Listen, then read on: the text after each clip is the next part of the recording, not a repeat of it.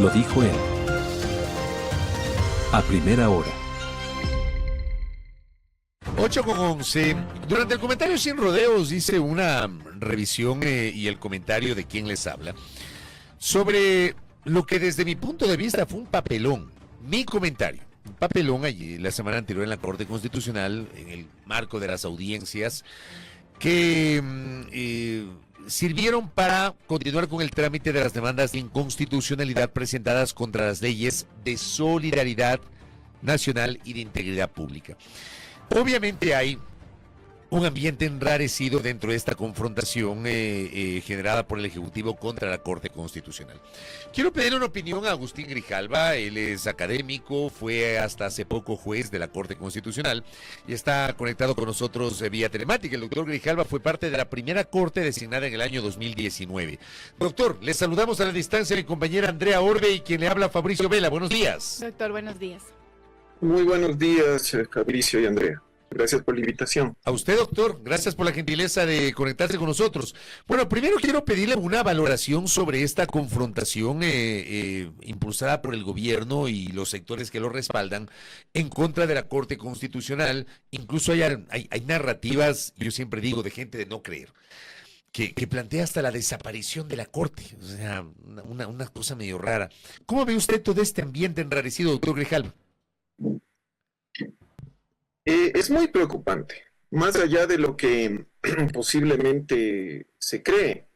¿Por qué? Porque en realidad el conflicto puede tener impactos más allá de la Corte misma, ¿no? Es decir, puede socavar el Estado constitucional, la democracia misma. Y esto porque, como hemos escuchado a lo largo de su programa, bueno, si es que no hay control constitucional, entonces la ley puede decir lo que sea. Puede no solo regular, que esa es la función de la ley, derechos, sino que puede violarlos, a nombre, en este caso, principalmente de la seguridad. La Asamblea Nacional podrá seguir haciendo leyes como le plazca, ¿no?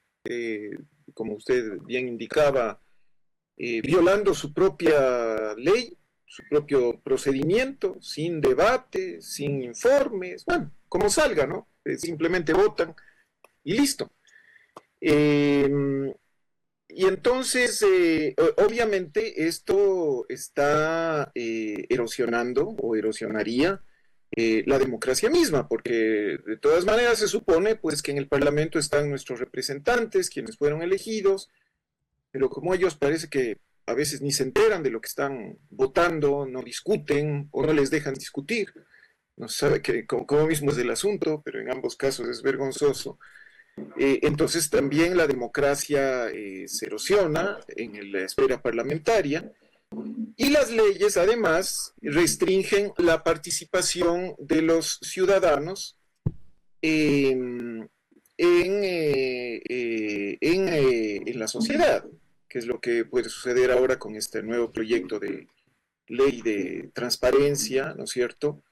Que los ciudadanos, pues, en sus organizaciones van a ver limitado su derecho de asociación gravemente, pueden incluso ser disueltas sus organizaciones. Entonces, como vemos, estamos poniendo en riesgo el régimen constitucional y la democracia. La Corte Constitucional es simplemente, digamos, una institución en este momento, sí, determinante, clave en este proceso, pero lo que está en juego es mucho más que la propia Corte Constitucional. Es decir, en ese contexto, doctor, ¿usted estaría de acuerdo o cómo ha mirado lo que ha propuesto el Ejecutivo sobre la consulta popular de que la Corte Constitucional debe estar sujeta a un control político de la Asamblea Nacional? Bueno, me parece que eso es inconveniente. He visto que analistas, juristas, pues citan otros países, constituciones de otros países en que se establece el juicio político y dicen, bueno, y allí sí responden por algo. Ya se ha dicho hasta el cansancio que la Corte no es que no responde, por supuesto que responde, ya eso ya creo que ha quedado claro, no responde políticamente por sus fallos, conforme debe ser. Ahora, ¿por qué es en el caso ecuatoriano totalmente inconveniente el juicio político? Porque nuestra experiencia histórica respecto al juicio político, tanto a la Tribunal de Garantías, Tribunal Constitucional, hoy Corte Constitucional, como Corte Suprema, es traumático, ¿no? Ha sido un desastre. Y por eso es que en la Constitución del 2008 se elimina el juicio político. Entre 1979 y 2008, por ejemplo, con la posibilidad que tenía el legislativo de destituir al Tribunal Constitucional, pues se lo destituyó, no llegando siquiera al juicio político, ni siquiera se daban el trabajo, sino por la posibilidad de destituirlos, se los destituyó 5 veces, es decir, cada uno no duró ni 2 años, ¿no? Y entonces ahora dices, imagínense lo que sería este momento tener juicio político. Entonces, esta mayoría irreflexiva que tiene la Asamblea Nacional simplemente dice, bueno, no están cumpliendo sus funciones, nos están obstaculizando la política de seguridad, son enemigos de nuestra paz, como los estigmatizaron, ¿no? Juicio político, destituidos. Y las 4 o 5 leyes inconstitucionales con todas las barbaridades de procedimiento y fondo que hemos escuchado que tienen, entran en vigencia. Y ya. Digo, ¿esto es políticamente, democráticamente razonable? ¿Esto es saludable para la institucionalidad del país? Por eso recalcaba, esto va más allá de la Corte Constitucional. Hay, por ejemplo, sectores que frente a estos desencuentros del Ejecutivo con la Corte, no hablo de la Corte con el Ejecutivo, sino del Ejecutivo con la Corte, han planteado la necesidad de que el gobierno dialogue con la Corte y que los jueces se sintonicen con la realidad. Yo le pregunto a usted que fue juez, si corresponde ese diálogo. Porque digo, cuando yo escucho esto, me pongo a pensar, ¿y lo que dice la Constitución? Porque claro, puede no gustar la Constitución y para eso hay mecanismos legítimos de reformas constitucionales que se podrían impulsar, enmiendas, una asamblea constituyente, qué sé yo. Pero ¿se puede dialogar? ¿La Corte debería dialogar con el gobierno o no, doctor? Siempre debe haber diálogo. La propia Constitución establece, digamos, que debe haber una coordinación interinstitucional. Por supuesto, no sobre los casos concretos, porque esto violaría la imparcialidad de la Corte, ¿no? Entonces no pueden sentarse a hablar sobre, por ejemplo, ahora las demandas de inconstitucionalidad. Eso no se puede hacer, ¿no? Pero sí respecto, ¿no es cierto?, a cómo contribuir de forma mucho más amplia, más general, a, por ejemplo, una política de seguridad en el marco de la Constitución, del respeto a los derechos humanos, de la división de poderes y independencia judicial, autonomía de los órganos de control, ¿no? Esto, digamos, como una discusión de política, ¿no es cierto?, de seguridad, por ejemplo, en el marco de los derechos humanos, se puede y se debería hacer, ¿no? Pero lamentablemente lo que hemos visto es lo contrario. Lo que hemos visto es una actitud absolutamente, por un lado, agresiva, ¿no? Con las fotos, las pancartas, las marchas, la campaña mediática, y por otro lado, de irrespeto, porque lo que han hecho los asesores jurídicos de la Presidencia, de la República, de la Asamblea, es una absoluta falta de respeto. No solo a la Corte Constitucional, al país. No se comparece así, pues, frente a una corte, ¿no? Sin tener que decir, quedándose callados, viendo ese rato, a ver cómo ha sido la ley, para, ¿no es cierto?, justificar que los asambleístas violen su propia ley. Esta parte es importante, leyes, si usted... Entonces, esta parte ¿para qué hacen leyes si van a si es que ellos van a ser los primeros en violar la propia ley que les regula. Esta parte es importante, lo que usted acaba de citar. ¿Cómo es? Y contémosle a la audiencia cómo se desarrollan estas audiencias. Porque claro, la semana anterior, digo, están invitados representantes de las funciones del Estado, del Legislativo, del Ejecutivo y no tienen argumentos. Pero ¿cómo se desarrollan estas audiencias y qué esperan los jueces de escuchar en las audiencias, doctor? La audiencia, le digo desde mi experiencia de ex juez, es muy importante. Muy, muy importante. ¿Por qué? Porque en la audiencia, ¿no es cierto?, se confrontan se supone que los mejores argumentos, porque se supone que uno va preparado a las audiencias, ¿no?, para tratar de convencer en definitiva a los jueces, a la corte. Entonces se confrontan los mejores argumentos de las partes, ¿no es cierto? Sus interpretaciones jurídicas más sólidas. De manera que, como se suele decir en el mundo de los abogados, a veces se forma criterio en la audiencia. Es decir, los jueces las juezas comienzan a decir, bueno, efectivamente acá no, este asunto ha sido de tal manera, puede ser que no sea inconstitucional, porque ya se me aclara con estos argumentos, con estos datos, ¿no es cierto? Pero también puede ser lo contrario, pues como sucede en este caso, que ante el país ha quedado en evidencia que como no tienen razones jurídicas, ha sido por eso los insultos, pues, ha sido por eso las estigmatizaciones, simplemente eso suple la omisión de fundamentación jurídica de muchas de las normas de los proyectos de ley. Y las amenazas también del edificio, de Contraloría, bueno, todo lo que vergonzosamente viene haciendo el gobierno. Y luego de que culminan las audiencias, ¿cuál es el tiempo prudencial que debería tomarse un juez? Porque entiendo que no hay un plazo específico para poderse pronunciar sobre las demandas de inconstitucionalidad, doctor.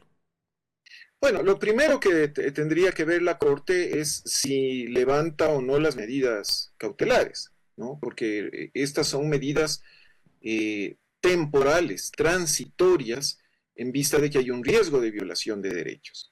En este caso me parece improbable porque justamente suspendió las normas porque entiendo que se llegó a la convicción de que hay ese riesgo de violación de derechos, ¿no? Y las comparecencias del Ejecutivo y el Legislativo no han dado argumentos jurídicos en sentido contrario.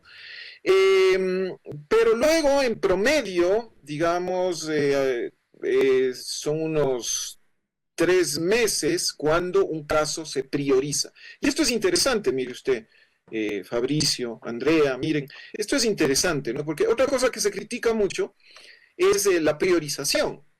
Se dice la priorización, entonces la Corte de forma arbitraria, ¿no es cierto?, pone en la fila primero un caso que otro.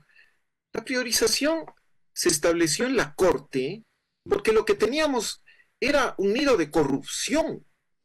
Porque para que un caso se discuta antes que otro, se pagaba con tarifario.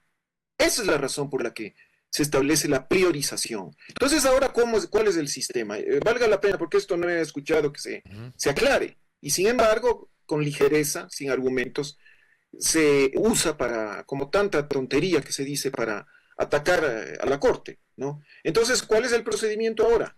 El juez ponente, ¿no?, recibe los pedidos de priorización de las partes, de los interesados, y entonces tiene que argumentadamente plantearle al Pleno, decirle, miren, me están pidiendo priorizar este caso, que significa que no vaya cronológicamente, ¿no?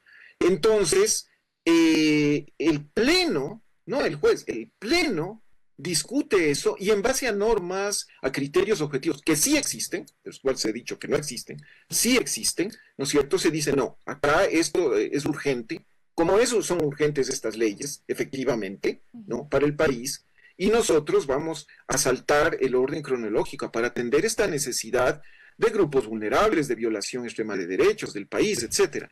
Y solo entonces, digamos, se prioriza. Imagínense ustedes si no habría priorización. Tendríamos que esperar 3, 4 años para resolver sobre estas 4 o 5 leyes plagadas de inconstitucionalidades. Pero claro, esa priorización también se puede asumir que tiene un criterio selectivo. Podría tenerlo, doctor. debe tenerlo, pero con un criterio que responda, digamos, a las necesidades del país, como en este caso, el hecho de que está en riesgo el derecho de asociación, el derecho de intimidad, el debido proceso, etcétera, ¿no? Los derechos de niños y adolescentes, las libertades económicas con esta transferencia de cooperativas que se deben convertir en bancos. Bueno, entonces, obviamente, pues hay que priorizar. Entonces, como usted alguna vez bien me comentaba, el derecho tiene mucho de sentido común, pero hasta esto estamos perdiendo en el afán de desprestigiar, y esto también quisiera notar. Una cosa es cuestionar una composición de una corte, es decir, bueno, a mí me parece que esta corte no resuelve bien por tales razones jurídicas, fundamentalmente, porque esto es inconveniente. Bueno, eso es una cosa. Y otra cosa es atacar la institución, ¿no? Es totalmente distinto. Y hay una serie de analistas, juristas, que desde hace años se han dedicado a atacar la institución, no importa la composición. De hecho, esta corte ha tenido varias composiciones y por tanto ha habido, digamos, diversidad ideológica y posiciones distintas, ¿no? Yo mismo he sido crítico, sobre todo respecto al asunto de la vicepresidenta, de la licencia electoral, etcétera.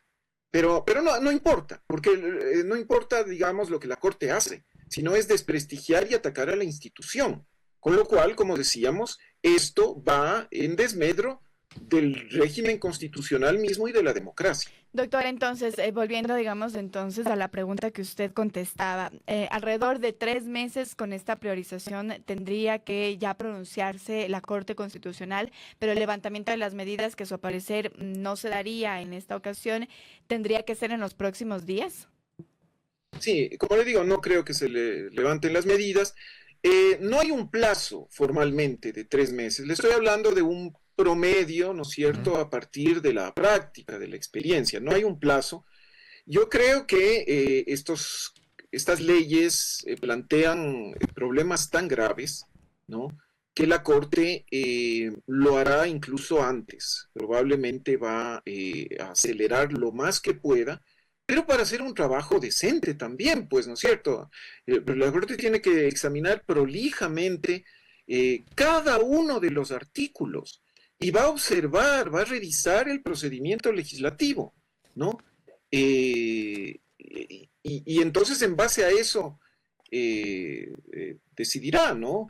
Por ejemplo, aprovecho para un comentario breve, si me permiten. Me ha parecido muy interesante, muy clara la exposición de Mauricio Alarcón sobre la ley de transparencia. Pero con toda consideración, ¿no?, tengo que decir que estoy en desacuerdo. Me parece totalmente tardío, extemporáneo, que se demande la inconstitucionalidad de esa ley cuando se dicte el reglamento. ¿Por qué? Porque no se debe esperar a que un reglamento, ¿no es cierto?, regule una ley a todas vistas inconstitucional, como el propio Mauricio claramente nos lo mostraba, nos lo exponía. Una ley que, por ejemplo, viola en numerosas referencias al reglamento justamente la reserva de ley, ¿no? La Constitución es sumamente clara, fíjese usted.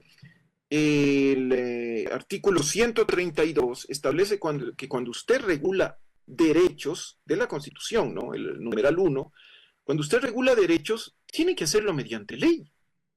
Y acá se pretende regular el derecho de asociación mediante un reglamento que, como bien se decía, ni siquiera sabemos qué va a decir. Entonces, ¿cómo podemos dejar pasar una ley como esta, que además viola, como bien se exponía, la unidad de materia? O sea, ¿usted no está de acuerdo con lo que decía el doctor Alarcón de esperar a que salga el reglamento, sino desde este momento demandarla? Me parece que sería una actuación tardía, porque la ley, ahora, tal como está, presenta vicios de inconstitucionalidad muy graves. Vea, Fabricio, mire, Andrea, miremos también en el entorno internacional, ¿no? Leyes similares se han dictado en Israel, en India, en El Salvador, en varios países de América Latina.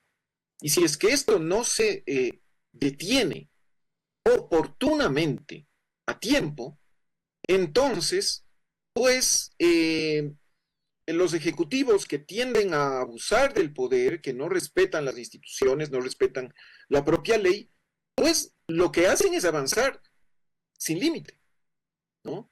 Entonces a mí me parece que lo oportuno es efectivamente actuar ahora. Si no hay urgencia económica, si viola el principio de reserva de ley, si no tiene unidad de materia, ¿por qué vamos a esperar a un reglamento que va a regular una ley inconstitucional?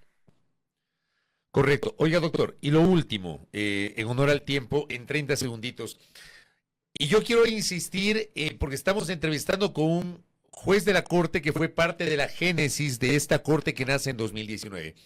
¿Usted cómo asume cuando dicen la Corte correísta, la Corte que le hace el juego al correísmo, qué sé yo? ¿Usted cómo lo asume, doctor? Con eso cierro.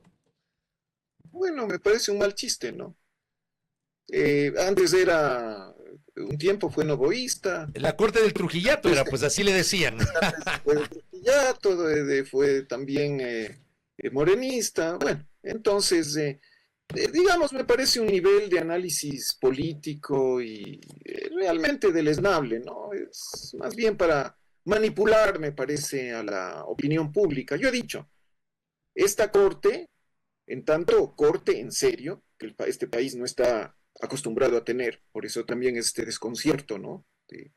De todos sobre todo de la clase política, que no sabe frente a qué está. Es un animal raro, porque, claro, acá las cortes tienden a estar sometidas al poder político. Esa es nuestra historia. Acá, al fin, tenemos una corte independiente, indistintamente de su orientación ideológica, o si nos gusten o no los fallos, ¿no?